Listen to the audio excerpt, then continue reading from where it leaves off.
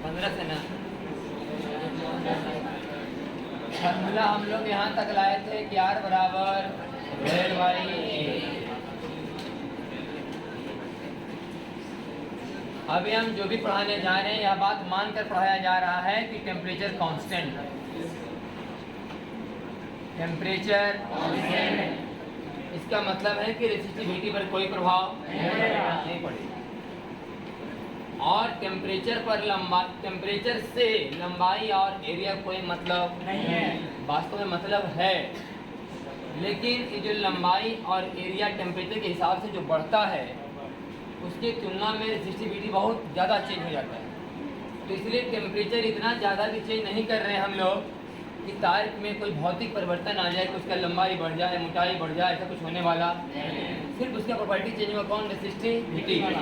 हमें बात मान के बना रहे हैं कि अभी टेम्परेचर क्या है? कांस्टेंट। तो रेसिस्टिविटी भी क्या है? कांस्टेंट। तो R हो गया क्या? समानुपाती L और ऐसे हो गया 1/A।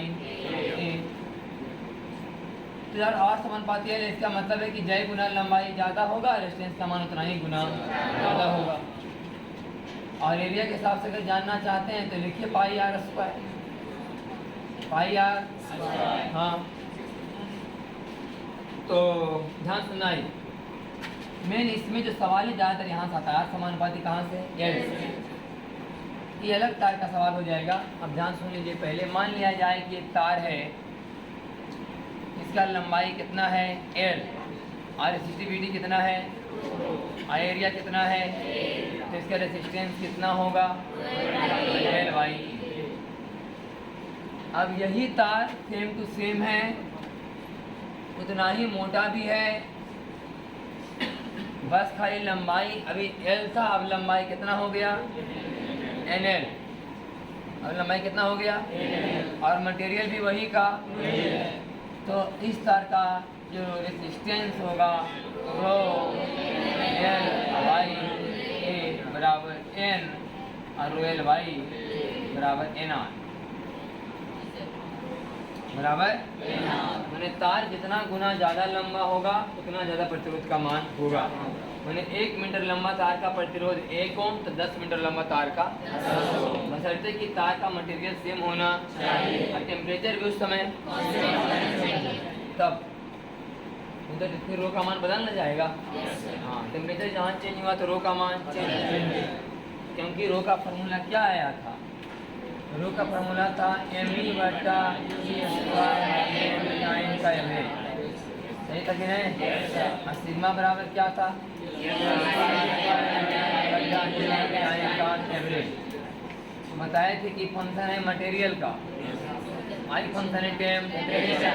टेम्परेचर बढ़ेगा तो इसका मान घटेगा, टेम्परेचर बढ़ेगा इसका मान घटेगा, इसका मान घटेगा तो इसका मान घटेगा। और यहाँ टेम्परेचर बढ़ेगा तो इसका मान घटेगा, ही घटेगा तो ही टेम्परेचर बढ़ने से बढ़ेगा, घटने से घटेगा। और ये था मटेरियल का फंक्शन। मटेरियल का फंक्शन माने number of electron per unit volume. जिस मटेरियल में number of electron per unit volume का मान ज़्यादा होगा उसका कंडक्टिविटी ज़्यादा होगा, और जिसका n का मान कम होगा कंडक्टिविटी का मान यहाँ उल्टा है। तो बात वही है, जिसका कंडक्टिविटी ज़्यादा होगा रेसिस्टिविटी कम होगा, रेसिस्टिविटी कम होगा तो कंडक्टिविटी ज़्यादा होगा, और इससे पर साइज पर डिपेंड नहीं करता। तो एक बात ये हो गया। अब इसी में एक सवाल मान लिया जाए, यही हूबहू तार तो ही है, तार वही है, लंबाई भी L ही है, खाली एरिया कितना गुना बढ़ गया? N गुना। मैंने इस तार से भी तार क्या है? थोड़ा मोटा है। इस तार से भी तार क्या है? लंबा है। और इस तार से भी तार मोटा है, लेकिन मटेरियल दोनों सेम है। तो लंबाई भी इसका, यहाँ लंबाई बराबर लिए हैं, एरिया अलग अलग, यहाँ एरिया बराबर लिए हैं, लंबाई अलग अलग। तो इसका फॉर्मूला होगा R बराबर रो L बाई A, मतलब R by N, R by N होगा। तो अगर किसी तार का 1 मीटर लंबा तार का 1 ओम है तो 2 मीटर लंबा तार का 2 ओम, और अगर एरिया ज़्यादा मोटा रहेगा तो रेजिस्टेंस का मान क्या होगा? और घटेगा। जितना गुना एरिया ज़्यादा होगा रेजिस्टेंस का मान उतना ही गुना कम। ये तो एक पार्ट हुआ। दूसरा पार्ट होता है कि तार को गर्म किया, तार को गर्म करना होता है। जैसे कि मान लिया जाए L लंबाई का तार है, इसका एरिया ए है, रेसिस्टिविटी रो है, तो R बराबर L/A। अभी कहना तो ठीक नहीं है कि तार को गर्म किया गया और लंबा किया गया, कहना ही ठीक है कि तार को पिघला करके फिर से रिकंस्ट्रक्ट किया गया, है कि नहीं? पता है गाँव में पहले सुनता था कि तांबा का तार होता था, सब चुरा लेता था, है कि नहीं? और फिर तार को गला देता, तार को गला दिया, फिर तार को कहीं बेचता होगा तांबा को, फिर तांबा कहीं न कहीं जाता होगा, फिर से नया तार तैयार होता होगा, सही कि नहीं? तो ये कहना ठीक नहीं है कि तार को गर्म किया गया और गर्म करके तार को फैलाया गया, कि प्रैक्टिकली में होना मैंने हो भी नहीं रहा होगा, प्रैक्टिकली काम हो भी नहीं रहा होगा कि भाई तार को लंबा करना है, तार को गर्म करके लंबा किया जाता होगा, नहीं, तार को सीधे डिस्ट्रॉय कर दिया जाता होगा, पूरा खत्म कर दिया, पिघला करके तांबा बना लिया जाता होगा और फिर से नया कंस्ट्रक्शन किया जाता होगा तार का। तो तार को मतलब पिघला करके फिर से इसी मटेरियल से, इतना ही से दूसरा तार, इसका वजन ज़्यादा, किसका वजन ज़्यादा, पहला कि दूसरा का? पहला का मास ज़्यादा कि दूसरा का? पहला का मास ज़्यादा कि दूसरा का? दूसरा का ना। मेरा तार पतला है, मेरा तार छोटा है, मेरा तार लंबा है, सही कि नहीं?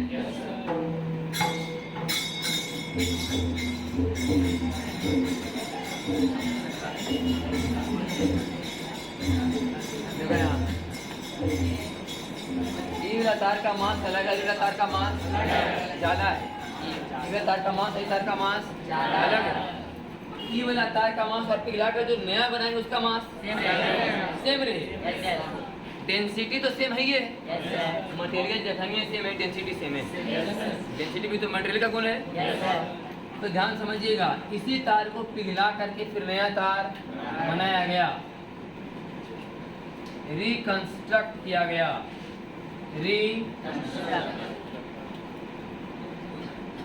पिघलाकर तार को पिघला के फिर नया तार बना रहे हैं हम लोग। इस बार तार क्या बनाए हैं, उससे लंबा, जितना बड़ा तार था उससे लंबा तार बनाएंगे। तो लंबा तार बनाएंगे तो पतला बनेगा ना, क्योंकि मटेरियल तो उतने है, मटेरियल तो उतना ही है। तो सुनिए पहले, इसका मास सेम है कि नहीं? डेंसिटी सेम है कि नहीं? तो वॉल्यूम सेम होगा कि नहीं? सही कि नहीं? जब मास सेम ही है, डेंसिटी भी सेम है क्योंकि मटेरियल सेम है, तो वॉल्यूम भी सेम है। जब वॉल्यूम सेम है, मान लो कितना पिघलाया करके लंबा किया कि लंबाई कितना हो गया, तो एरिया हो जाएगा A/N। तब ने गुना करेंगे और यहाँ गुना करेंगे तो वॉल्यूम सेम आएगा। इसका वॉल्यूम A/L और इसका भी वॉल्यूम A/L। इसका मतलब लंबाई n गुना ज़्यादा होगा तो एरिया n गुना ऑटोमेटिक कम जाएगा। इसका n गुना बढ़ गया कि कम गया? अगर एरिया n गुना बढ़ जाए तो प्रतिरोध n गुना है ना? अगर एरिया n गुना बढ़ जाए तो प्रतिरोध n गुना, अगर एरिया n गुना घट जाए तो प्रतिरोध n गुना। इसका मतलब इसमें डबल वृद्धि हुआ। एक तो लंबाई बढ़ा, लंबाई बढ़ने से प्रतिरोध क्या गुना बढ़ता है, और एरिया घटा है तो फिर प्रतिरोध बढ़ेगा ही, सही कह रहे हैं? एक तो यहाँ से देख रहे हैं कि एरिया बढ़ेगा तो प्रतिरोध घटेगा, एरिया घटेगा तो प्रतिरोध बढ़ेगा। इसमें दो परिवर्तन, दोनों काम एक साथ हुआ है। ये दोनों काम अलग अलग हुआ और ये दोनों काम एक साथ हुआ। एरिया में भी चेंजिंग हुआ और लंबाई में। तो लंबाई के n गुना बढ़ने से रेजिस्टेंस n गुना बढ़ेगा, और एरिया n गुने घटने से फिर रेजिस्टेंस n गुना बढ़ेगा। n गुना ही बढ़ेगा, n गुना बढ़ेगा, n स्क्वायर गुना बढ़ेगा। या फिर हम लोग यहाँ से फॉर्मूला लगा देते हैं कि अब नया R बराबर रो L के जगह NL, I के जगह A बटा N कहाँ जाएगा, हो जाए n square R, n square. मैंने दोनों सवाल अलग अलग है। एक हुआ कि पिघला करके नया तार बनाया गया, तब नया तार का लंबाई n गुना ज़्यादा किया गया, तब रेजिस्टेंस का मान कितना होगा, स्क्वायर। और वायर में वायर जोड़ करके लंबा किया, जोड़ कर लंबा किया गया ने। इस तार में ज्वाइंट मार दे वायर और, ताकि लंबाई इसका n गुना ज़्यादा हो जाए। तब क्या गुना बढ़ेगा मान, n गुना। और पिघला कर बनाएंगे तो n स्क्वायर। सवाल सुनिए, अब ई वाला तार से वाला तार जब बनाया गया तो लंबाई तो n गुना बढ़ा और एरिया n गुना तो त्रिज्या भी घटा हो, त्रिज्या भी। सवाल कभी कभी घुमा के देगा कि तार को जब पिघला करके नया तार बनाया गया इस प्रकार से ताकि पहले तार की त्रिज्या की मी में जितना है उसका आधा त्रिज्या होना चाहिए किसका, नया तार। जिस तार को पिघला करके नया तार बनाया गया तो नया तार की त्रिज्या पहले तार की त्रिज्या की आधी होनी। अब त्रिज्या आधा होने का मतलब है कि एरिया 4 गुना कम होना चाहिए, पाई are square, pi are.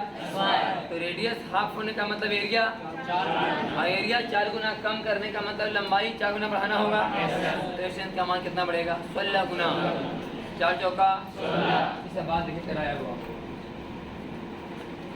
Page number निकालिए आप 15, पेज नंबर 15 में है ना, सब लिखकर पेज नंबर 15 निकालिए। लिखल है कि if a wire is stretched such that radius decreases क्या time, m time, radius decreases m time. अभी हमने क्या गुना बताया था, 2 गुना, आधा बोले ना तो क्या गुना कम हुआ, तो डिस्टेंस क्या गुना बढ़ा, 16 गुना। देखो त्रिज्या की हम लोग आधा तो एरिया हो गया कम, मतलब लंबाई बढ़ा होगा तो 4 चौका, मैंने रेडियस करेंगे 2 गुना कम तो 2 दूनी 4 दूनी 8 दूनी 2 का पावर। यही बात लिखा गया है, लिखल कि if a wire is stretched such that radius decreases in time, तो रेडियस डिक्रीजेज इन टाइम का मतलब area decreases in square time, इसका मतलब length increases in square time, तो distance increases in to the power 4 time है कि नहीं। ये तब का बात है जब क्या कर दिया गया, स्ट्रेच किया गया। स्ट्रेच किया गया मतलब उसी को गर्म करके खींच दिया गया तार को, या तो बोलो कि पिघला करके नया तार बनाया गया। तो सवाल कभी कभी भी आता है कि रेडियस को 2 गुना कम कर दिया गया तो 2 का पावर 4 गुना डिस्टेंस का मान बढ़ गया। अब एक सवाल बताया गया है, तो बताया कि 2 गुना, अभी हम बताए क्या गुना, n गुना, लंबाई क्या गुना बढ़ाया गया, n गुना, तो डिस्टेंस क्या गुना बढ़ेगा, n स्क्वायर गुना n। अब सवाल है परसेंटेज में, सवाल क्या है कि लंबाई n गुना नहीं बढ़ाया गया, लंबाई x% बढ़ाया गया, लंबाई x परसेंटेज वाले सवाल को हम गुना वाला में कन्वर्ट कर लेंगे और फिर आंसर तक पहुंचाते हैं। इस सवाल में कोई जान नहीं, जिसमें तार में तार को जोड़ा जाएगा तो जितना ज़्यादा तार लंबा होगा उतना गुना प्रतिरोध का मान ज़्यादा होगा। सिंपल देखो, सिंपल यही समझो कि हर हमेशा हमको ये निकाल लेना है कि नया वाला तार की लंबाई क्या है पहले वाले तार की तुलना में, और नया वाला तार का एरिया क्या है पहले वाले तार की। बस एक बार पहले लगाइए r बराबर रोयल वाई, एक बार बाद में लगाइए r बराबर रोयल वाई, पता चल जाएगा कि पहले वाले r से दूसरा वाला r कितना गुना ज़्यादा है या कितना परसेंट ज़्यादा है। अभी सवाल यह है कि एक तार को पिघला करके नया तार बनाया गया, लंबाई L था, रेसिस्टिविटी 2 था और एरिया A था, तो हो गया R बराबर रोयल वाई। अब तार को क्या किया गया, पिघला करके नया तार बनाया गया ना, हाँ, न्यू कंस्ट्रक्शन किया जा रहा है इस प्रकार से कि लंबाई कितना बढ़ जाए, x%। x गुना ने, अगर x गुना बढ़ाया जाता तो आंसर x स्क्वायर गुना आता। अगर लंबाई x गुना बढ़ाते खींच करके या गर्म करके नया तार बनाते तो इससे कितना बढ़ता, x स्क्वायर गुना। ये कह रहा है कि x% बढ़ाया गया, मतलब अब लंबाई हो गया L प्लस L का x%, L प्लस L का x%, माने L गुने 1 प्लस x बटा 100, सही है कि नहीं। तो x% का मतलब कई गुना, बस है कि नहीं। परसेंटेज वाले सवाल को गुना में कन्वर्ट कर दिए, तो इसका आंसर आसान है ना। किसी तार को खींच करके अगर n गुना लंबा करना है तो इसमें कितना बढ़ता है, तो ये कई गुना लंबा हुआ, 1 प्लस x बटा 100। तो रेसिस्टेंस अब नया वाला कितना हो जाएगा, रेसिस्टेंस अब हो जाएगा पहले के रेसिस्टेंस का कई गुना, 1 प्लस 100 का होल स्क्वायर। परसेंटेज वाले सवाल को हम लोग किसमें कन्वर्ट कर दिए, गुना। x% बढ़ाने का मतलब कई गुना बढ़ाया गया, बोले 1 प्लस x बटा 100 गुना बढ़ाया गया तो प्रतिरोध क्या गुना बढ़ेगा उसका। इसका मतलब पहले प्रतिरोध कितना था R, अब प्रतिरोध होगा R का कई गुना 1 + 100 का स्क्वायर गुना। इसका मतलब पहले प्रतिरोध था R, अब हो गया ये वाला ना। तो इसको तोड़ लेते हैं R × 1 प्लस कितना 2x बटा 100 प्लस x² बटे 10 का पावर 4। सही कि नहीं। यहाँ तो ये रहने दो सीधे सीधे भी कि पहले था रेजिस्टेंस R, अब हो गया रेजिस्टेंस का मान इतना। हमें ये नहीं निकालना कि रेजिस्टेंस कितना गुना बढ़ गया, हमें निकालना कई परसेंट बढ़ गया, क्योंकि सवाल था परसेंटेज में ना। लंबाई कई परसेंट बढ़ा जे दे था, तो आंसर पूछ रहा है कि रेजिस्टेंस कई परसेंट। तो पहले रेजिस्टेंस कितना था और अब इतना हो गया है नहीं, इससे ज्यादा है कि नहीं, कई परसेंट। मान लिया जाए कि 50 हम बोले, फिर बाद में बोले कितना कि 50 से 70 कई परसेंट ज्यादा है। कई परसेंट 40%। 50 में 70 तो 100 में 140।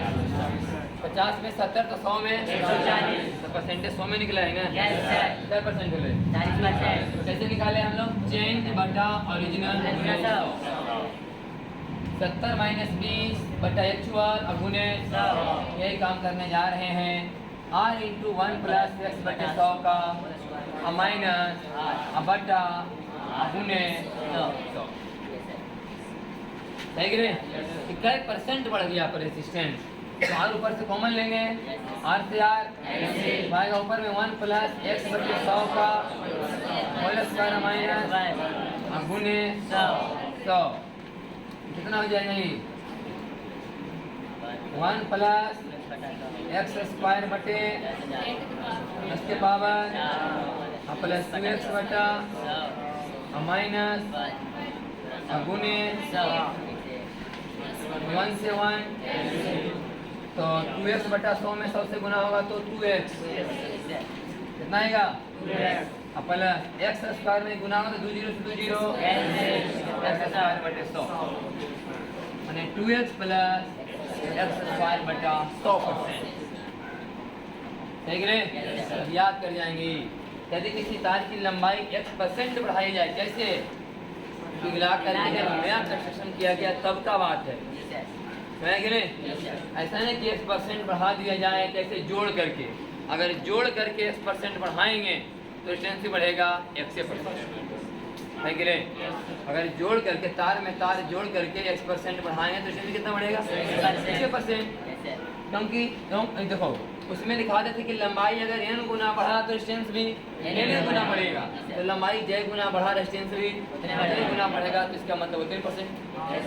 x% लंबाई भी तो x% रेजिस्टेंस। कब? जब वायर में वायर को जोड़ा जाएगा। और जब वायर को न्यू कंस्ट्रक्ट किया जाएगा तो 2x प्लस x² बटे। तो हम 1 से लेके 9 तक में ना खाली e कंसीडर करेंगे। 9 से ज़्यादा रहेगा तब इसका गिनती करना है, क्योंकि 9 से कम में नहीं 1% भी नहीं आ पाएगा। इसे 9% भी ले लो तो 9 9 81 बटा 0.8%। 1% भी तो हम लोग 9 तक में यहाँ तक मोटा मोटी चलते हैं कि 1% का आंसर 2%, 2% का आंसर 4%, 3 का 6%, 9 का, फिर 10 से 9, 10 दूनी, फिर 10 रहेगा 100 बटे 100 तो 20 से। ऐसा हम लोग वर्क पावर एनर्जी में पढ़े। वर्क पावर एम थ्योरी में 4-5 सवाल लगातार था कि अगर वेलोसिटी का मान 40% बढ़ा दिया जाए तो काइनेटिक एनर्जी कितना बढ़ जाएगा। 40 दूनी 80 या 40 दूनी 40 1600, 1600 बटे 100 16, 80 16 96। ठीक है नहीं। एम थ्योरी में वर्क पावर एनर्जी में ही सवाल था बहुत सारा। ये फॉर्मूला वहाँ भी लिखा है। यदि किसी पार्टी का वेलोसिटी x% बढ़ा दिया जाए तो काइनेटिक एनर्जी कितना बढ़ जाएगा। आंसर लिखवा दिए थे 2x प्लस x² बटा 100%। क्लियर हो गया। कहाँ तक? पेज नंबर 16 मैंने लिखा 40 का 96, 10 का 21, 9 का और 2 का 9 तक मोटा मोटी कौन लेना है 2x। 9 के बाद रहेगा तो फिर x² बटे 100 को भी कंसीडर करना है।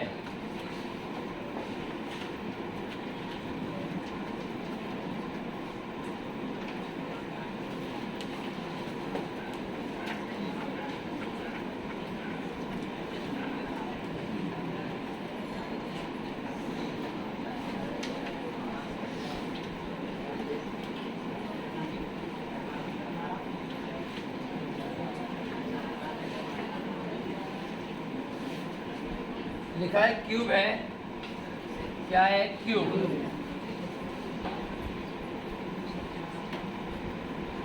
क्यूब नहीं है क्योंकि सही भुजा का अलग अलग दिया गया है। सही भुजा क्या दिया गया है, तो क्यूब मत समझो, सीधे से क्यूबाइड है, ए बी और पूरा सॉलिड है, अंदर से क्या है पूरा ही, हाँ भरा हुआ मटेरियल है, कंडक्टर है पूरा भरा हुआ है, सही कह रहे। सवाल है कि अगर हम करेंट, मतलब तो हमको पता नहीं कौन क्या, ध्यान सुनते चलिए खाली, अगर करंट इधर से इधर जाएगा इसमें, ठीक है, करंट का डायरेक्शन अगर इधर से, तो उसके हिसाब से प्रतिरोध का मान बताओ। तो लिखेंगे R बराबर रो, और करंट को कितना दूर तय करना पड़ा है, तो एल का काम कौन करेगा, रो एल, अब बटा ए का काम कौन करेगा, BC, क्योंकि तो मैंने क्रॉस सेक्शन एरिया ही न होगा। अगर वायर को इस तरफ से जज किया जाए तो वह क्रॉस सेक्शनल एरिया दोनों होगा कि नहीं, तो एरिया होगा B गुने, अब लंबाई कौन होगा, करंट के डायरेक्शन के आधार पर, सही है। अगर हम मान लिया कंसीडर करें ऊपर से नीचे की ओर करंट आ रहा है, इसके हिसाब से प्रतिरोध बताओ। तो इधर से अगर करंट आ रहा है तो लंबाई कौन हुआ, और एरिया कौन हुआ, AB हुआ कि नहीं, वायर का क्रॉस सेक्शन एरिया कहा जाएगा। सवाल बराबर हो जाएगा दोस्ती भाई। अगर कह रहा है कि करंट अंदर की ओर जाए, करंट तो क्रॉस सेक्शन एरिया कौन कहा जाएगा, AC, कौन कहा जाएगा, और लंबा कौन जाएगा, तब आंसर आएगा इसका रोयल बाई ए, ये मतलब AC, सही ना। तो करंट के फ्लो में डायरेक्शन के आधार पर भी हम लोग रेजिस्टेंस का मान निकाल सकते हैं, और अलग मान आया कि नहीं, हाँ। किसी तार का क्या प्रतिरोध है यह डिपेंड करता है कि तार में करंट की डायरेक्शन से आप फ्लो करवाना चाहते हैं। चेंज आ रहा है कि नहीं मान साहब, हाँ। ऐसा नहीं कि तार 20 ओम का है, तो तार 20 ओम का तब है भैया जब तार में करंट इधर से देना, हाँ जनरली हम तार में करंट ऐसे ही देते हैं ना, तो जनरली हम ये समझ के बनाते हैं कि 20 ओम तार तब है जब करंट ऐसे दे रहे हैं। लेकिन मान लिया जाए कि तार बीच में खोखला रहे और करंट बीच में डालें और कहाँ निकले, बाहर, तो फिर रेजिस्टेंस का अलग ही मान है कि नहीं, अभी सब बात पता चलेगा। एक वायर के बारे में ऐसे ही समझाया गया है, ध्यान से सुनिए।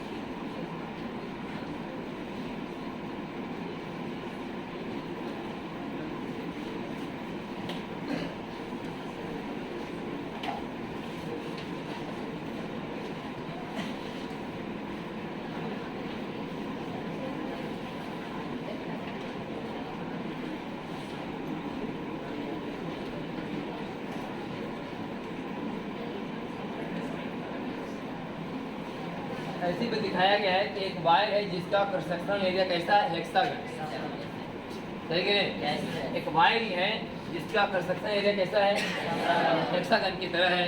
तो लिखिए इसका लंबाई कितना माना गया है, L, रेजिस्टिविटी कितना दिया गया है, और इसका साइड कितना है, A, साइड कितना है इसका, तो बताओ इसका रेजिस्टेंस का मान, तो रो ए बाई 6 गुने समबाहु त्रिभुज का रूटीनी बाई 4 इंटू ए स्क्वायर, ये रेजिस्टेंस का मान है।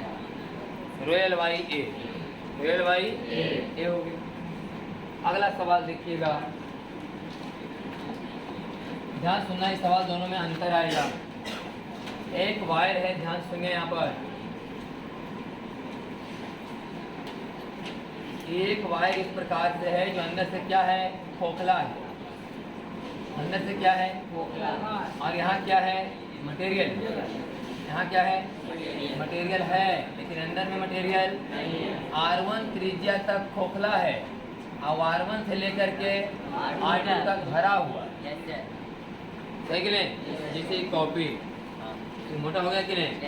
अंदर का त्रिज्या R1 और बाहरी त्रिज्या R2। इसमें करंट इधर से दिया गया, ना सब धीरे धीरे काम आएगा। इसको मान लिया इस तरीका से हम लोग करेंगे, इसका रेडियस कितना माना जाएगा? R1। एक रेडियस, इसमें करंट इधर से दिया जा रहा है, इधर करंट निकलेगा तो लंबाई हुआ, एरिया होगा पाई R2 square minus pi R1। तो अगर करंट इधर से जाए या इधर से आए, रेजिस्टेंस बराबर होगा रो L बटा पाई R2 square minus pi R1 square. यहाँ तक तो आसान है, रो L बटा पाई R2 स्क्वायर माइनस पाई। यह बात मान कि लंबाई कितना है इसका? L। सवाल अब तब गड़बड़ होगा जब ध्यान सुनिए यहाँ पर। इस बार कहा जा रहा है कि करंट का डायरेक्शन वो नहीं है, करंट का जो डायरेक्शन है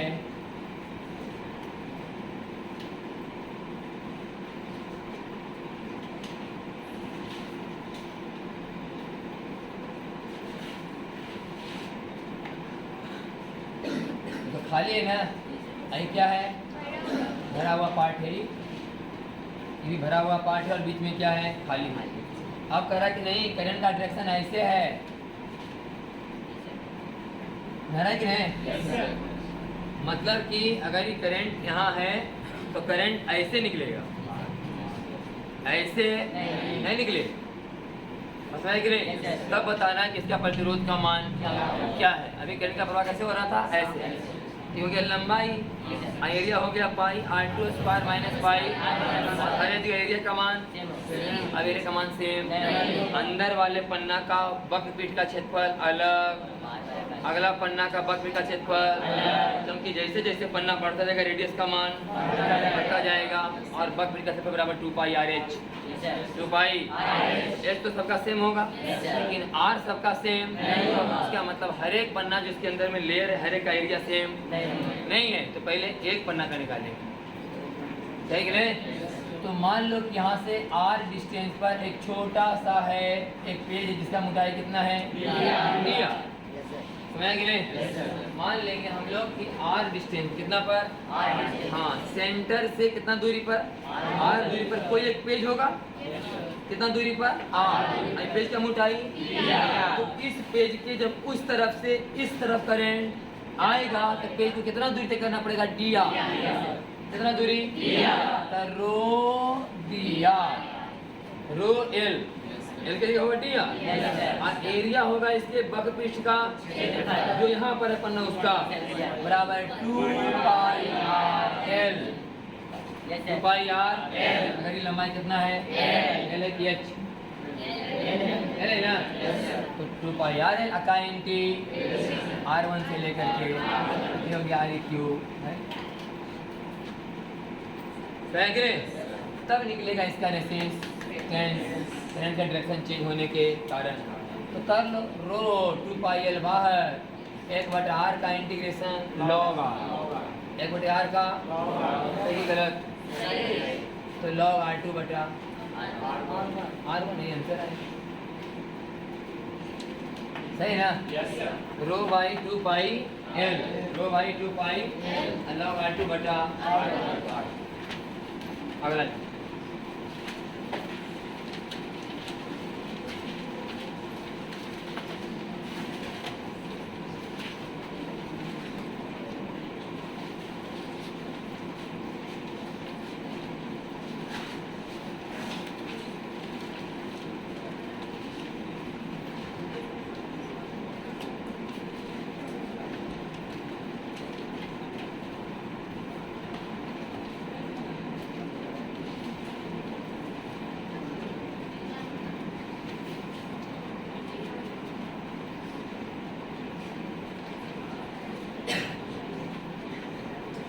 अगला एक हॉलोस्फीयर के बारे में चल जाएगा। इसके बारे में हॉलोस्फीयर एक हॉलोस्फीयर है जिसका लेयर अच्छा खासा मोटा है। एक हॉलोस्फीयर इसका लेयर अच्छा खासा मोटा है लेयर।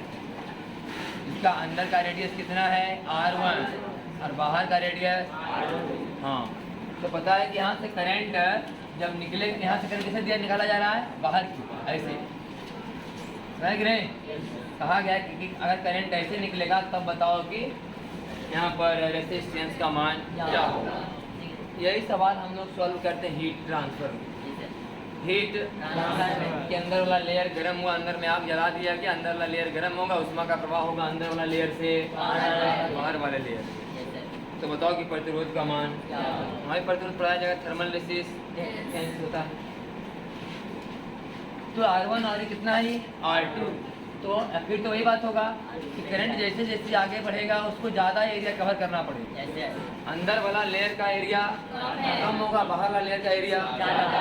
फिर मान लो कि यहाँ से R दूरी पर एक लेयर का मोटाई कितना है, तो इस dr मोटाई के लिए लंबाई तो dr ही हुआ, एरिया हो गया 4 पाई r,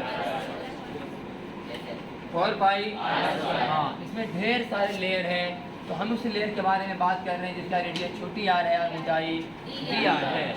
तो जब इस लेयर की इस तरफ से करंट इस तरफ जाएगा तो लंबाई कितना कवर करेगा, dr, एरिया 4 पाई रो बटा 4 पाई 1 बटा r स्क्वायर का इंटीग्रेशन -1 बटे r1 से लेकर के तो आएगा रो बटे 4 पाई 1 बटे r1 माइनस 1 बटे। हो गया ना? अगला सवाल,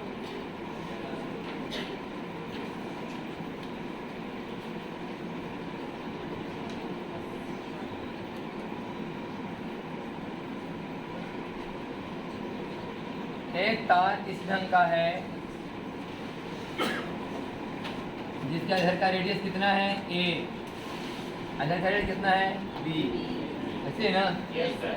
एक वायर इस ढंग का है जिसका उधर का रेडियस कितना है a, इधर का रेडियस b है। पूरा लंबाई कितना है l, पूरा लंबाई और रेजिस्टिविटी रो। करंट अगर इधर से इधर जाए तो बताओ कि इसका रेजिस्टेंस क्या है। अगर एरिया या तो दोनों तरफ a होता या तो दोनों तरफ तो सवाल में कोई जान, अगर दोनों तरफ एरिया a होता तो आंसर बराबर रोयल बटा पाई a स्क्वायर, सही कि नहीं? और अगर एरिया दोनों तरफ b होता तो आंसर बराबर रोयल बटा पाई b स्क्वायर, सही कि नहीं? क्यों हुआ?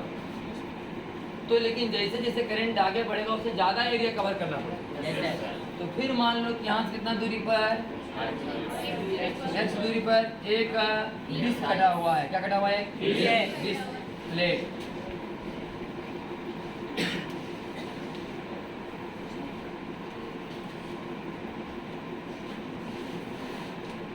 एक डिस्क कटा हुआ है, कितना दूरी पर, x दूरी पर। कितना मोटा, जिसका रेडियस के बारे में कोई जानकारी, मान लो कि रेडियस बराबर r, रेडियस बराबर r, तो उसका रेजिस्टेंस होगा रो l बटा पाई r स्क्वायर, रो l बटा पाई r स्क्वायर, सही कि नहीं? सिर्फ इसको इसके बारे में सॉल्व कीजिए बस। तो इसके इस तरफ से करंट जब उस तरफ जाकर कितना कवर करना पड़ेगा, dl होगा d है। अच्छा रेडियस कितना माना हुआ, कितना हो गया पाई r। ध्यान सुनिए, हमें r माना हुआ है, r क्या है मेरा माना हुआ है, तो r को चेंज करना पड़ेगा ना। यहाँ मेरा दो वेरिएबल है, एक x और एक r, एक x और एक r। तो हम चूंकि dx लिखे हैं, इसका मतलब इंटीग्रेशन हम करना चाहते हैं x के रिस्पेक्ट में, इसलिए मेरा प्रयास है कि रेडियस को बदला जाए x, सही है? इंटीग्रेशन जिसके रिस्पेक्ट में करना जा रहे हैं वेरिएबल लिखे होना चाहिए ना। यहाँ पर x की वेरिएबल है और तो कैसे दोनों का इंटीग्रेशन होगा एक साथ। तो हमें चूंकि dx लिखा हुआ है, इसका मतलब इंटीग्रेशन होगा विद रिस्पेक्ट टू x। तो हम लोग रेडियस में बदल लेते हैं, किसमें, x में। ध्यान से देखिए, यहाँ से हम यहाँ से ऐसे लाइन मिला रहे हैं, तो ये दूरी कितना है, ये भी दूरी कितना हुआ, तो ये कितना हुआ d माइनस, यहाँ से यहाँ कितना है, तो ये कितना हुआ r माइनस। हमको नहीं पता उसमें कैसे सॉल्व किया है, दूसरी हो गया कर देते हैं, ऐसी है। यहाँ देखते हो r माइनस a बटा x, r माइनस a बटा x बराबर b माइनस a बटा l, सही कि नहीं? आर माइनस ए बटा एक्स बराबर बी माइनस ए बटा एल। सही है नहीं? ट्रायंगल से हमें किसका मान चाहिए? यहाँ आर का। किसका चाहिए? आर का। तो बी माइनस ए एक्स बटा एल प्लस ए नहीं कितना का बराबर? आर का। सही कि नहीं? यहाँ पर क्या लेना पड़ेगा? आर का स्क्वायर ना, लंबा जाएगा। और फिर दूसरा तरीका गुना भाग लंबा करवाएगा खूब।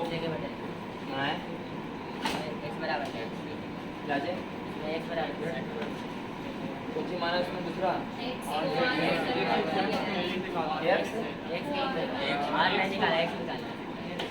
एक्स के रिस्पेक्ट में किए हैं और इंटीग्रेशन किसके रिस्पेक्ट में किए हैं? आर के रिस्पेक्ट में। हम करने जा रहे हैं किसके रिस्पेक्ट में? अभी एक्स कि हम कर रहे हैं किसी रिस्पेक्ट में एक्स ना, एक एल है और देख लेते हैं। देखो आप अपने मत समझ, दिक्कत हो रहा है ना, आर वाला दिक्कत आएगा क्योंकि आर का क्या करना पड़ेगा? अभी स्क्वायर, इसका इंटीग्रेशन करना बहुत मुश्किल हो जाएगा। सही है? हाँ, हम तो करना चाह रहे थे, बोले नहीं हमको पता नहीं था कि क्या नहीं करना है। हम तो जो बेसिक था पता चले कि यहाँ पर डी एस लिखा है तो मन करता है कि क्या है कि डी एस लिखा क्या करो विथ रिस्पेक्ट टू एक्स। तो कोशिश कर रहे थे कि आर को बदलने किस में? एक्स में। अब आर को अगर एक्स में बदलेंगे तो गड़बड़ होगा। अगर ये वाला मान यहाँ पर पुट करेंगे फिर ए प्लस बी का होल स्क्वायर, अब फिर उस तरह के इंटीग्रेशन का बहुत लंबा सोल्यूशन जाएगा। इंटीग्रेशन फार्मूला से सॉल्व, हाँ उसके टाइप्स होते हैं, अलग अलग टाइप्स होते हैं, हर अलग तरह का अलग अलग सोल्यूशन होता है। तो फिर हम वही चेंज कर रहे हैं, किसको चेंज कर रहे हैं? मतलब यहाँ रहने देते पहले पाई आर स्क्वायर। अगर x के रिस्पेक्ट में इंटीग्रेशन करते तो जीरो से ले कहाँ तक करते? एल तक। अब आर करेंगे तो ए से बी तक, ए से बी तक। तो कर रहे हैं किसके रिस्पेक्ट में हम लोग? आर के रिस्पेक्ट में ना। तो यहाँ से किसका मान निकालना पड़ेगा हमको? x का। ऐसा निकालना पड़ेगा ना। तो r minus a into l बटा बी माइनस ए बराबर एक्स। सही है? तो हमें एक्स थोड़ी ना चाहिए, हमें चाहिए डी एक्स, हमें चाहिए डी एक्स। तो यहाँ से पहले सोच लो, पहले ये होगा आर एल बटा बी माइनस ए और माइनस ए एल बटा बी माइनस। सही कि नहीं? यहाँ लिखते हैं एक्स बराबर आर एल बटा बी माइनस ए और माइनस एल बटा बी माइनस। हमें करेंगे डिफरेंस, तो कांस्टेंट का तो कांस्टेंट है पूरा टर्म में, तो कांस्टेंट का और कितना आर का कितना नहीं 5 आर का 5, 6 आर का 6 आई और डी आर। या तो ऐसे लिखो कि differentiation of x with respect to r. सही कि नहीं? Differentiation of x with respect to r बराबर एल बटा b minus a. D x बराबर कितना आएगा? डी एक्स बराबर आ गया एल बटा b minus a into D R का बटा पाई आर साइंटी ए से बी तक। सही ना? आर के रिस्पेक्ट में कर रहे हैं तो रो एल बटा पाई और बी माइनस ए बाहर चला जाएगा। एक बटा आर स्क्वायर का इंटीग्रेशन माइनस 1 बटे ए से लेकर के तो रो एल बटा पाई बी माइनस ए और ये जगह माइनस 1 बटा बी प्लस 1 बटा ए। सही कि नहीं? तो नीचे लगभग कितना होगा? ए बी कितना होगा? ए बी और ऊपर कितना बचेगा? ए माइनस बी की बी माइनस ए माइनस बी बी माइनस ए फिर बी माइनस ए से बी माइनस ए तब आएगा रोयल बटा पाई, रोयल बटा ये आंसर है। ये कहानी खत्म हुआ रेसिस है। फिर से पीछे मुड़ के लौटते हैं, ध्यान से सुनना कहाँ से कहानी स्टार्ट हुआ था। स्टार्ट हुआ था कहानी हम लोग का आई बराबर E N A B D से, E N A B D से कहानी स्टार्ट हुआ था, जिसमें बी डी का मान बताया गया था ई गुना ई बटा एम टाइम का औसत, सही कि नहीं? ई गुना ई बटा एम इंटू टाइम का, जब ई वाला मान यहाँ पुट किए थे पहले तो पहले डिफाइन किए थे आई बटा ए बराबर ई एन, आई बटा ए बराबर जे, तो आया था जे बराबर ई एन और वी डी का मान ई गुना ई बटा एम इंटू टाइम का, तो ई स्क्वायर एन बटा एम इंटू टाइम का औसत को हमने बोला सिग्मा, फॉर्मूला बना था जे बराबर सिग्मा हमने डिफाइन किया ई स्क्वायर एन बटा एम इंटू टाइम का, और फिर आएगा 60 एम ई बटा स्क्वायर एन टाइम का, सही कि नहीं? तब हम लोग पहुंचे थे धीरे धीरे करके कि जे बराबर सिग्मा ही, तो जे बराबर आई बाई ए, सिग्मा बराबर 1 बाई रो, ई बराबर बाई ए, तो ऐसा भी बराबर रो ए बटा ए और कौन आई, सही ना? इसे हमने क्या नाम दिया? अभी पढ़ाई नहीं चल रहा था, अभी तो ये वाला पार्ट आगे बढ़ाना। अब हम लोग ये वाला पार्ट को फिर से देख रहे हैं, किसको? रो। अभी हमने टेम्परेचर क्या रख दिया था? तब प्रतिरोध के बारे में जज कर रहे थे, अगर टेम्परेचर बदलेगा तो रो का मान, और फिर रो बदलेगा फिर आर भी, तो दूसरा तरफ चलते हैं। अभी तक टेम्परेचर क्या था? तो रो में कोई चेंजिंग नहीं आया, तो प्रतिरोध का मेन खेल अभी तक लंबाई और एरिया पर ही हो रहा है, रो के वैल्यू में कहीं कोई चेंजिंग नहीं किया जा रहा है, क्योंकि टेम्परेचर चेंज हो ही नहीं रहा है। अब हम लोग टेम्परेचर चेंज करेंगे और रो का वैल्यू चेंज करेंगे, फिर देखेंगे कि रो का वैल्यू चेंज होने से आर के वैल्यू पर क्या असर पड़ता है। वही लिखा हुआ effect of temperature on resistivity, वही लिखे ना, effect of temperature on resistance, कि टेम्परेचर चेंज करने से रेजिस्टेंस पर क्या प्रभाव। अभी तक हम लोग रेजिस्टेंस पर प्रभाव तो पड़ रहा था, लेकिन क्या बदलने से? एरिया और लेंथ और एक करंट का डायरेक्शन, करंट का डायरेक्शन चेंज होने से रेजिस्टेंस बदल रहा था कि नहीं? अब क्या से बदलेंगे हम लोग? टेम्परेचर। तो ये लिखा हुआ है कि आर बराबर रोयल बाई ए, अधिक टेम्परेचर इंक्रीज होगा तो लेंथ भी क्या होगा? ऐसा बात हम चर्चा सुना चुके हैं, लेकिन हम करके दिखाया गया तो देख लो तुम भी, हम बात पहले बता चुके हैं कि लंबाई भी बढ़ेंगे, एरिया भी बढ़ेगा और रेसिस्टिविटी भी बढ़ेगा, लेकिन रेसिस्टिविटी का बढ़ना ज़्यादा मायने रखेगा और लंबाई और एरिया का बढ़ना कम। मुल्क किताब लाने के लिए वो नहीं लाया, किताब है कि नहीं? पार्ट 2 वाला नहीं, तो हम देखो इसमें से पढ़ के सुनाते हैं ना, हम पहले निकालते हैं हीट चैप्टर। कौन चैप्टर? हीट। इससे बहुत सारा बात महसूस होगा आपको। Expansion of solid liquid and gas, तो एक्सपेंशन ऑफ सॉलिड बनाने चैप्टर में ना, expansion of solid liquid and gas, इसमें हम एक मान पढ़ रहे हैं जैसे जनरल, तो क्वेश्चन ऐसे पढ़ के सुनाते हैं जिसमें आपको अल्फा का मान पता चलेगा। जैसे इसमें दिया गया है coefficient of linear expansion for copper, question में डाटा दिया गया है कि coefficient of linear expansion for copper, page number 186, coefficient of linear expansion for copper बराबर 1.7 गुने 10 के पावर -5 पर डिग्री सेंटीग्रेड। कॉपर का कोफिशिएंट ऑफ लीनियर एक्सपेंशन यह बताता है कि अगर 1 मीटर लंबा अगर कॉपर का आपने तार लिया और उसको 1 डिग्री सेंटीग्रेड से आपने गर्म किया तो तार की लंबाई में इतना वृद्धि हो जाएगा। बस में नहीं, कोफिशिएंट ऑफ लीनियर एक्सपेंशन का फार्मूला होता है चेंज इन लेंथ बटा original length into rise in temperature. Change in length बटा original length into rise in temperature. बटा के फार्मूला को समझने के नीचे क्या मान लो, 1 मीटर लंबा तार को 1 डिग्री गर्म करने से जितना लंबाई बढ़ेगा वही हमारा अल्फा है, सही कि नहीं? 1 मीटर लंबा तार को 1 डिग्री गर्म करने से इतना लंबाई बढ़ेगा वही हमारा, मतलब 1 मीटर कॉपर के तार को अगर हमने 1 डिग्री गर्म किया तो उसका लंबाई कितना बढ़ेगा? 5 मीटर।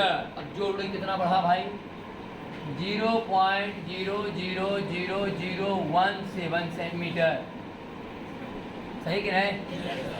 इतना बढ़ा ना, 1 डिग्री सेंटीग्रेड तापमान बढ़ाने से कॉपर की लंबाई में इतना वृद्धि हुआ होगा, ये कॉपर का अल्फा है, सही कि नहीं?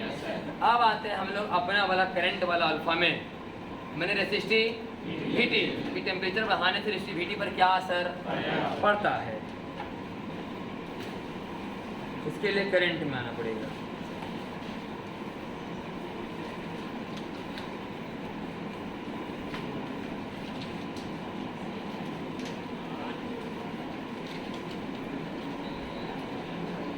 कोई सा क्वेश्चन मिलेगा तो हाँ उसमें भी होगा लाइन। इसमें पढ़ रहे हैं हम लोग कि टेम्परेचर कोफिशिएंट ऑफ रेजिस्टेंस, इसी पता चल जाएगा मुझे को। कॉपर के बारे में पढ़ रहे हैं। कॉपर का अल्फा का मान इसमें दिया गया है। कौन वाला अल्फा? रेसिस्टिविटी बदलने वाला। कौन अल्फा है? लेंथ बदलने वाला। टेम्परेचर बदलने से कॉपर के लंबाई में किस प्रकार वृद्धि होता ही बता रहा है। 1 मीटर लंबा तार लीजिए कॉपर का, 1 डिग्री गर्म कीजिए, उसका लंबाई इतना बढ़ेगा। अब अगला लिखा हुआ है इसमें temperature coefficient resistance for copper, alpha है कॉपर का 4.28 गुने 10 के पावर -3 पर डिग्री सेंटीग्रेड। मैंने एक कॉपर का तार लीजिए जिसका रेसिस्टिविटी कितना होना चाहिए? 1 ओम मीटर। सही है? 1 मीटर लंबा तार, लेंथ के बारे में थोड़ी ना बात हो रहा है, अब बात हो रहा है रेसिस्टिविटी। 1 ओम मीटर रेसिस्टिविटी का मात्रा ओम मीटर। तो 1 ओम मीटर रेसिस्टिविटी वाला कोई कॉपर का वायर लीजिए और उसको 1 डिग्री, तब उसका रेसिस्टिविटी 1 से बढ़ करके 1.1 प्लस इतना और हो जाए। सही कि नहीं?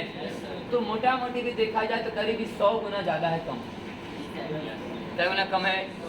100 गुना ज़्यादा कम है। मतलब कि अगर रेसिस्टिविटी में वृद्धि हो रहा है 1 गुना, तो उसका 100 गुना कम वृद्धि हो किसमें? लंबाई। इससे लंबाई के जो परिवर्तन आ रहे हैं उसको हम लोग इग्नोर कर देते हैं और खाली ध्यान किस पर देते हैं? रेसिस्टिविटी पर। बस में है कि नहीं?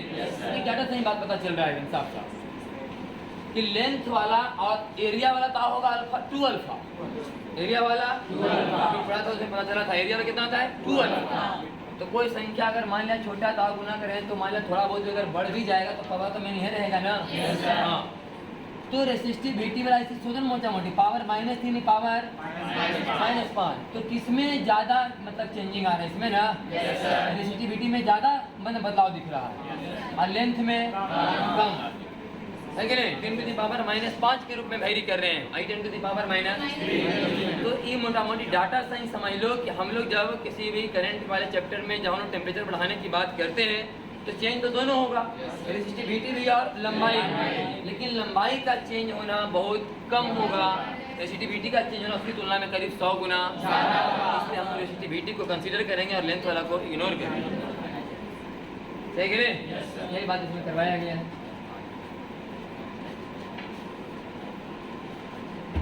में लिखा गया है क्या कि T1 डिग्री सेंटीग्रेड पर किसी तार का लंबाई L1 है और T2 पर कितना है? तो अल्फा के बारे में सुना था ना, L2 माइनस L1 किट में ही। तो इसे बोलते हैं कोफिशिएंट ऑफ लीनियर एक्सपेंशन और डेल्टा होता था L0 अल्फा डेल्टा। सही है ना? सभी टूला कहानी है सब। फिर लिखा है कि टेम्परेचर बढ़ाने से कौन बढ़ेगा? अपनी एरिया। तो वही बात फिर से कराया गया है कि चेंज इन एरिया बराबर A0 बीटा डेल्टा T और बीटा बराबर 2 अल्फा। बीटा बराबर हीट का फार्मूला है जो हीट में मैंने क्लास किया उससे बुझा रहा होगा, नहीं बुझा तो कोई दिक्कत। कितना मोटा मोटी अपने मन में समझना है कि हम लोग को लंबाई और एरिया पर मैंने कभी कंसीडर यह बात मान के चलना है कि टेम्परेचर कितना बढ़ जाए, लंबाई बढ़ने वाला एरिया बढ़ने वाला, तो कॉन्स्टेंट मान के चलना। यही बात का थोड़ा एक्सप्लेनेशन दिया गया है। और फिर रेसिस्टिविटी के बारे में कि टेम्परेचर बढ़ेगा तो कौन बढ़ेगा? Resistivity, temperature of coefficient of resistivity. तो सब लिखा गया है। डेल्टा L बराबर L0 alpha delta T, delta A बराबर A0 2 अल्फा डेल्टा T और डेल्टा रो बराबर रो नॉट अल्फा डेल्टा T। तो ये सब मान जब पुट कीजिएगा नहीं तो यहाँ पर देखो नहीं लिखा हुआ है इधर किनारे में आओ इन एक्चुअल है लिखा है मेन पॉइंट यहाँ कि अल्फा लेंथ वाला is very very less than alpha. Alpha L is very very less than L, मतलब लेंथ वाला पार्ट है। आई अल्फा माने रेसिस्टिविटी वाला अल्फा। सही कि नहीं? लीनियर एक्सपेंशन वाला अल्फा का मान बहुत कम है, जिससे टेम्परेचर कोफिशिएंट ऑफ रेसिस्टिविटी वाला अल्फा से। तो वही लिखा हुआ है यहाँ पर एग्जांपल देखो आयरन का दिया गया। किसका दिया गया है? आयरन का अगर लेंथ के हिसाब से एक्सपेंशन देखा जाए तो 11 को 10 के पावर -6 और इसके अल्फा का मान 0.005। इसमें तो और 3 पावर का अंतर आ गया है कि नहीं। सब साफ लिख भी दिए हैं कि अल्फा का मतलब क्या होता है, 1 मीटर आयरन के तार को 1 केल्विन टेम्परेचर बढ़ाने से इतना मीटर लेंथ में वृद्धि होती है। तो लिखा है ना, ये अल्फा का मतलब हुआ। नीचे लिखल है 1 ओम नहीं करना, 1 ओम मीटर का डोहा, 1 ओम मीटर वाला आयरन के तार 1 केल्विन टेम्परेचर बढ़ाने से 0.005 ओम मीटर रेसिस्टिविटी में वृद्धि होगी। समझ रहे कि नहीं। ये मैंने एक्सप्लेनेशन साफ दे दिया गया है कि अल्फा का मतलब क्या होता है। हम तो बताएं बार कि जब भी कभी बटा वाला फार्मूला समझ में नहीं आया तो नीचे क्या मान लो, ए, और फार्मूला के हिसाब से चलिए। तो अल्फा का फार्मूला क्या होता था, चेंज इन लेंथ बटा ओरिजिनल लेंथ इनटू राइज इन टेम्प। तो नीचे वाला को 1 मान लेंगे तो अल्फा का आंसर ये ना हुआ। 1 मीटर लंबा तार को 1 केल्विन बोलो चाहे 1 डिग्री, दोनों बात, क्योंकि टेम्परेचर राइज का बात हो रहा है, टेम्परेचर का बात, टेम्परेचर वृद्धि की बात हो रही है। तो मैं टेम्परेचर वृद्धि में डिग्री सेंटीग्रेड बोलो चाहे केल्विन बोलो, दोनों बात सेम है। तो हम बता रहे थे डिग्री सेंटीग्रेड, हम लिखा कौन सी, तो बात दोनों सेम ही है। 1 मीटर लंबा तार को 1 केल्विन गर्म कीजिए, जितना तापमान मतलब उसका लंबाई बढ़ेगा वो अल्फा एल वाला हुआ। और 1 ओम मीटर तार को, मैंने कोई भी मटेरियल का तार लीजिए जिसका रेसिस्टिविटी 1 ओम मीटर होना चाहिए, उसको 1 केल्विन या 1 डिग्री से गर्म करो, जितना रेसिस्टिविटी बढ़ेगा वो हो गया ई वाला। तो यहाँ पर साफ पता चल रहा है कि अल्फा का मान क्या है, एकदम कम है। कौन वाला, एल वाला, और रेसिस्टिविटी अल्फा का मान, इसलिए हम लोग उसी को कंसीडर करते हैं। आई सभी बात मैंने बेसिक क्लियर कर दिया गया है कि टेम्परेचर जब वृद्धि की बात होती है तो डिग्री सेंटीग्रेड और केल्विन दोनों क्या होता है, सेम। देखो ना, 0 डिग्री सेंटीग्रेड बराबर 273 केल्विन और 100 डिग्री सेंटीग्रेड बराबर 300। वृद्धि देखा जाती है, इधर भी 100 और उधर भी 100। सब यहाँ पर साफ लिखा हुआ है। आर बराबर फॉर्मूला क्या होता है, रोयल वाइन। तो T1 डिग्री सेंटीग्रेड पर अगर रेजिस्टेंस निकालना है तो रो भी लेना होगा T1 वाला, एरिया भी T1 वाला और लेंथ भी T1 टेम्परेचर पर वाला। और अगर आपको निकालना है कब का, T2 का, तो रेसिस्टिविटी में लेना होगा कौन वाला, T2 वाला, और लेंथ भी और एरिया भी T2 वाला। अभी दोनों मान पुट किया गया है। तो अगर T1 डिग्री सेंटीग्रेड पर हम रेसिस्टेंस निकालना चाहें तो लिखेंगे रोयल वाई ए और सब कहानी का। और अगर T2 डिग्री सेंटीग्रेड पर निकालना चाहें तो रो भी T2 पर और एल भी T2 पर और एरिया भी T2 पर। सही कि नहीं। तो इसको सॉल्व किया गया, किसको, RT2 को। तो RT2 बराबर रो T2 बराबर क्या होता है, रो T1 into 1 plus alpha delta T। Formula सब लाया गया है, ये पेज में लाती है ना सब फॉर्मूला, ऊपर नीचे लेवल है। सही कि नहीं। तो रो T2 1 प्लस अल्फा डेल्टा कहाँ माइनस ले लें, बोल, RT2 बराबर है, नहीं माइनस में गुना हो गया, क्या है ना, माइनस में हो, गुना करना वहाँ। ये हो गया रेसिस्टिविटी वाला फॉर्मूला लिखे हैं। ये अल्फा कौन वाला है, रेसिस्टिविटी वाला। LT2 बराबर होता है LT1 इंटू 1 प्लस अल्फा फिर से डेल्टा टी, लेकिन ई अल्फा अलग और ई अल्फा, ये लेंथ एक्सपेंशन वाला अल्फा। आई क्या है, टेम्परेचर कोएफिशिएंट ऑफ रेसिस्टिविटी वाला हरी। और AT2 बराबर AT1 into 1 plus 2 alpha delta T, 2 alpha समान लिखा हुआ है। और ये बताया गया है कि ई वाला मान बहुत क्या होगा, छोटा, और ई वाला मान भी क्या होगा, बहुत छोटा। वैल्यू देख करके ठीक है। ये अल्फा का मान ज़्यादा है और ये अल्फा का मान बहुत कम है, ये दोनों कहानी खत्म हो जाएगा। तब आएगा हम लोग का कितना, रो T1 into 1 plus alpha into delta T. और वो कौन, LT1 और कितना AT2। मैंने कि लेंथ और एरिया में कोई चेंजिंग नहीं आया, चेंजिंग आया है ऐसा नहीं कि नहीं, लेकिन ये मान बहुत कम होगा, ये मान बहुत, इसलिए एरिया वही ले लो जो पहले था, LT1 और AT2। खाली चेंजिंग कहाँ आया। अब देखो यहाँ, अभी रो T1 और LT1 और AT1 मिलके हो गया RT1। तो RT2 बराबर 1 प्लस अल्फा इंटू डेल्टा। सही करें। RT2 बराबर क्या आएगा? RT1 × 1 plus alpha × delta T. ये मेन फॉर्मूला निकाला गया है। RT2 बराबर RT1 × 1 plus alpha × delta T. इसे कैसा सवाल सॉल्व होगा कि 15 डिग्री सेंटीग्रेड पर किसी तार का प्रतिरोध 40 ओम है, तो बताओ कि 20 डिग्री सेंटीग्रेड पर तार का प्रतिरोध, ऐसा सवाल सवाल करावले होगा। एक्सपेंशन वाला जो पढ़ा होगा ने हीट में, उसको ये बात समझ में आएगा जो नीचे लिखा है इंटीग्रेशन में। तीसरा लाइन उसी को समझ में आएगा जो इधर हीट का क्लास किया हुआ। एक्सपेंशन पढ़ा रहे थे मैं कि अल्फा भी अगर फंक्शन हो इसका तो किस हिसाब से लंबाई निकाला जाएगा। टू वाला पॉइंट देखो यहाँ पर आया हुआ है। मैं ज़्यादा क्लियर पता चले तो सीधा ही समझना कि RT2 का फॉर्मूला क्या हुआ? RT1 × 1 plus alpha × delta. Alpha का मान हमेशा सवाल में और RT1 का मान दे रहेगा कि ऐसे 15 डिग्री सेंटीग्रेड पर किसी तार का प्रतिरोध 40 ओम है, तो बताओ कि 25 डिग्री सेंटीग्रेड पर तार का प्रतिरोध, जबकि अल्फा का मान क्वेश्चन में दे रहेगा।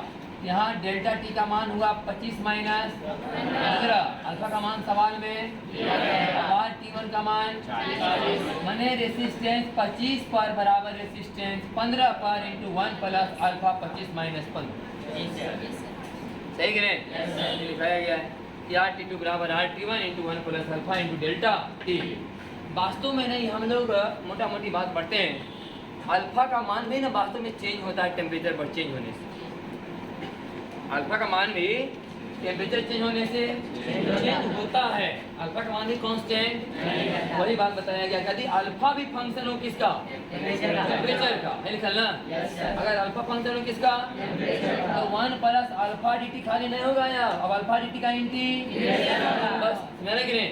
अगर आपको सीधे निकालना वेलोसिटी इंटू टाइम का मान, और वेलोसिटी अगर कांस्टेंट हो तो सिंपल करते हैं वेलोसिटी इंटू टाइम, लेकिन अगर वेलोसिटी बदलता हो तो करते हैं ना v dt का इंटीग्रेशन। तो अल्फा अगर स्थिर हो टेम्परेचर T1 से लेके कहाँ तक, तो सिंपल लिखिए कि alpha into T2 minus T1। मैंने कि आपका अगर स्पीड 20 है, 5 सेकेंड से लेकर के 15 सेकेंड के दौरान आपने बीच में कितना चला? 20 × 15 माइनस 5। लेकिन 5 से 15 के दौरान अगर 20 का मान क्या हो रहा है? लिखा जाएगा 20 dt का इंटीग्रेशन 5 से लेके 15 तक। सही कि नहीं? तो अल्फा का मान अगर कांस्टेंट है 15 से लेकर के 25 तक, तो ठीक है, यहाँ लिखा है अल्फा इंटू 15 माइनस 25 माइनस 15। लेकिन अल्फा का मान जब 15 से 25 जब तापमान का मान 15 से 25 हो रहा था तो अल्फा क्या हो रहा था? करना पड़ेगा अल्फा dt का इंटीग्रेशन 15 से लेकर के 25। सही कि नहीं? वही यहाँ पर दिखाया गया। बाकी तो सवाल देख लो कि 0 डिग्री सेंटीग्रेड रेसिस्टेंस मैंने 0 डिग्री सेंटीग्रेड कितना है? R0। तो बताओ कि 2R0 कई डिग्री पर होगा? लिखा है ना 0 डिग्री सेंटीग्रेड पर तार का प्रतिरोध कितना है? R0। तो बताओ 2R0 कई डिग्री पर होगा? लिखा है ना। तो मान लो कि 2R0 कई डिग्री पर होगा? T डिग्री पर। तो T डिग्री पर मैंने रेसिस्टेंस बराबर 0 डिग्री पर resistance into 1 plus alpha T minus 0। T minus 0। तो 0 डिग्री पर कितना है? R0। T पर कितना खोज रहा है? 2R0 into 1 plus alpha T। सही कि नहीं? अल्फा का मान सवाल में दे लेना 4 × 10 के पावर माइनस, यहाँ से अल्फा का मान रखेगा और T का मान निकल जाएगा। समझ आया कि नहीं? ये सब सवाल पूछेगा। जैसे हम लिखे 2R0, यही सवाल ऐसे रहे किताब में कि कितना डिग्री सेंटीग्रेड पर किसी तार का प्रतिरोध दुगना हो जाएगा। अरे बात है ना बोले 0 डिग्री सेंटीग्रेड कितना था? R0। दूसरा कितना डिग्री पर कितना हो जाएगा? दुगना हो जाएगा। सवाल ऐसे घुमा के लिखेगा। समझ में आया कि नहीं? एक तार का प्रतिरोध इतना डिग्री सेंटीग्रेड पर इतना ओम है, बताओ कितना डिग्री सेंटीग्रेड पर इसका मान दुगना हो जाएगा। तो R0 के लिए क्या पुट करेंगे? 2R0। अगला ध्यान से देखना, एक बात बहुत बारीकी जो हम बताने जा रहे हैं, ध्यान से सुन लो। ऐसा जनरली का फॉर्मूला लगाता है नहीं, सब गड़बड़ करता है। वास्तव में क्वेश्चन का बारीकी यहाँ है कि जब हम लोग फॉर्मूला लगाते हैं कि RT2 बराबर RT1 × 1 प्लस अल्फा × डेल्टा, तो हमें यह ध्यान देना चाहिए हमेशा फॉर्मूला लगाने के दौरान कि अल्फा का मान किस समय का होना चाहिए? T1 डिग्री सेंटीग्रेड पर दिया होना। अगर मान लिया जाए, ध्यान से सुनिए पहले सवाल को, अगर आपको दिया गया है कि 15 डिग्री सेंटीग्रेड पर तार का प्रतिरोध 40 ओम है, तो बताओ कि 25 डिग्री सेंटीग्रेड पर तार का प्रतिरोध क्या ओम होगा? यदि अल्फा का मान 15 पर कुछ दिया जाए, कई पर, तब तो ठीक है कि आप लगाइएगा कि R25 पर बराबर R15 पर इंटू 1 प्लस अल्फा 15 वाला इंटू 25 माइनस 15। लेकिन अगर कहीं सवाल में दे रहे कि अल्फा का मान कई पर, तो आप नहीं लगा सकते कि R माने 25 बराबर R15 इंटू 1 प्लस ई वाला अल्फा इंटू 25 माइनस, गलत हो जाएगा। समझ गए? अगर आप अल्फा का मान 0 पर है तो फार्मूला भी 0 से लगेगा। पहले आपको R0 पर सोल्व करना पड़ेगा। आपको पहले लिखना पड़ेगा कि R15 बराबर R0 इंटू 1 प्लस अल्फा 0 पर वाला इंटू 15 माइनस, इससे निकल जाएगा कौन वाला? R0 वाला। कौन निकल जाएगा? जब R0 निकल गया, अब लगाएंगे कि R25 बराबर R0 इंटू 1 प्लस अल्फा 0 और 25 माइनस 0। समझ की बात की नहीं? इसमें गड़बड़ हो जाएगा। हर हमेशा अल्फा का मान जो पुट हो रहा है यहाँ, वही यहाँ पर होना चाहिए। टेम्परेचर वही रेजिस्टेंस होना चाहिए। ऐसा नहीं कि हम पुट कर दिया R25 बराबर R15 इंटू 1 प्लस अल्फा 0 वाला, ऐसे नहीं। अगर आप लगा रहे हैं R25 बराबर R15, यहाँ भी अल्फा का मान क्या होना चाहिए? 15 बार, लेकिन अल्फा का मान तो 15 पर पता नहीं। इससे अच्छा है कि आर का मान निकाल दो 0 पर। सही करें? अब फिर क्वेश्चन को 0 और 25 में टैली करवाएंगे, 0 और 25 में सॉल्व करवाएंगे। यही सवाल है। कि रेजिस्टेंस 20 डिग्री सेंटीग्रेड पर कितना है? 90 ओम। निकालना है क्या पर? 60 पर। 60 पर ना, भाट कर दो, भाट लिखो, भाट 2 ओम नहीं ले, क्या लिखा हुआ है? भाट। रेजिस्टेंस 20 डिग्री पर कितना है? 90 ओम। तो बताओ कि 60 पर कितना होगा? अगर अल्फा का मान कितना पर है? 0 पर। तो फार्मूला 60 और 20 के बीच लगेगा? नहीं, 60 और 0 के बीच लगेगा। लेकिन 60 और 0 के बीच लगाएंगे तब ना, जब पहले R0 पता हो। जैसे पहले लगेगा 20 और 0 के बीच, 20 और 0 लगाया गया कि R60 बराबर होगा R20 इंटू 1 प्लस 60 माइनस, मैंने गलत कह, ऐसे आपको नहीं लगाना है फार्मूला, क्योंकि वहाँ हो गया R20 पर, अब अल्फा हो गया यहाँ 0 पर। ऐसा फार्मूला नहीं लगाना है, कटपुट किया हुआ है। तब नीचे सुधरवाया गया कि R का मान 20 पर इंटू बराबर R0 मैंने R0 पर इंटू 1 प्लस अल्फा 0 पर इंटू 20 माइनस, यहाँ से क्या निकल जाएगा? R0 पर, R0 तब निकाल लेंगे यार 60 पर बराबर R0 into 1 plus alpha 60 minus 0। सही ना? अब ध्यान से सुनिएगा। तो टेम्परेचर बढ़ाने पर रेजिस्टेंस बढ़ रहा है कि घट रहा है? कंडक्टर में टेम्परेचर बढ़ाने पर रेसिस्टिविटी बढ़ता ही घटता है? रेजिस्टेंस भी। और हमें अल्फा का फार्मूला क्या मिला? अल्फा बराबर होगा RT2 माइनस RT1 बटा RT1 into T2 minus T1। ये हुआ ना? तो RT1 बड़ा कि RT2? इसका मतलब प्लस की माइनस। इसलिए हम लोग पढ़ते हैं कि कंडक्टर का अल्फा का वैल्यू पॉजिटिव होता है। कंडक्टर का अल्फा का वैल्यू पॉजिटिव होना यह दर्शाता है कि टेम्परेचर बढ़ाने से रेसिस्टिविटी बढ़ेगा। सही कि नहीं? अल्फा वास्तव में क्या है? अल्फा का नाम है temperature coefficient of resistivity. Temperature coefficient of resistivity, हाँ, रेसिस्टिविटी का ताप गुना। रेसिस्टिविटी बढ़ाने के लिए ताप कितना गुना बढ़ना चाहिए? मतलब कि ताप बढ़ेगा, टेम्परेचर बढ़ेगा तो रेसिस्टिविटी का मान क्या होगा? बढ़ेगा। अगर टेम्परेचर बढ़ने से रेसिस्टिविटी क्या होता है? तो अल्फा का मान प्लस कहा जाएगा। अल्फा का पॉजिटिव होना का मतलब ये हुआ कि टेम्परेचर बढ़ने के साथ साथ रेसिस्टिविटी का बढ़ना, सपोर्ट करना उसको। लेकिन अगर टेम्परेचर बढ़ाने से रेसिस्टिविटी क्या हो, तो बोला जाएगा अल्फा का मान क्या है? ऐसा किसमें होता है? सेमी कंडक्टर में।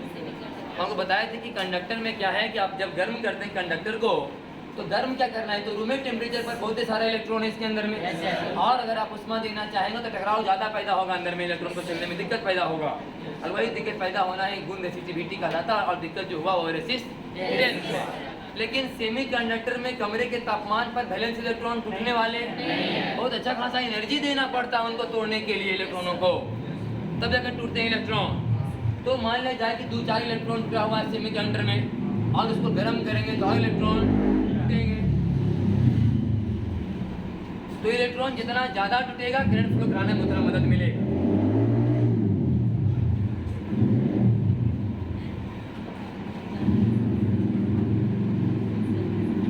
ध्यान सुनो, सेमीकंडक्टर में जब हम लोग टेम्परेचर क्या करेंगे, बढ़ाएंगे, तो इलेक्ट्रॉन बहुत कम होता है उसमें फ्री इलेक्ट्रॉन, टेम्परेचर बढ़ाने से और इलेक्ट्रॉन तो एनर्जी मिलता है, और वैलेंस इलेक्ट्रॉन बन जाते हैं कंडक्शन इलेक्ट्रॉन।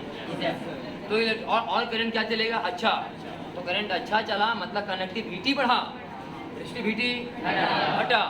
इसका मतलब टेम्परेचर बढ़ाने से सेमीकंडक्टर का जो करंट फ्लो कराने वाला गुण है और अच्छा होगा। बस में कि नहीं, टेम्परेचर बढ़ाने से सेमीकंडक्टर का जो करंट फ्लो कराने गुण है क्या होगा, और बेहतर होगा।